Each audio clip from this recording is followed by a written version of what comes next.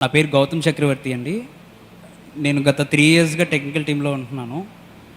So, నా సాక్ష్యం ఏంటంటే లాస్ట్ మంత్ ఫిబ్రవరిలో సెకండ్ వీక్‌లో మా అత్తయ్యకి హెల్త్ ఇష్యూస్ వచ్చినాయి. సో, అదేంటంటే ఆవిడకి కార్బన్ డయాక్సైడ్ లెవెల్స్ చాలా ఎక్కువున్నాయి.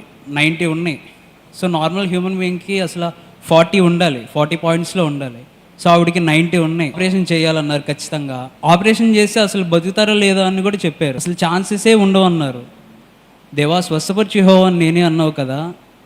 సో, నువ్వు ఇచ్చిన వాగ్దానమే నేను ఎత్తిపట్టి ప్రార్థన చేసుకుంటున్నాను. కార్యం జరిగించయ్యా ప్రేయర్ చేసుకుంటూ ఉన్నాను. అన్నకు కూడా అదే టైంలో నేను కాల్ చేశాను. ప్రేయర్ చేశారు, అదే టైంలో ప్రేయర్లో కూడా పెట్టారు.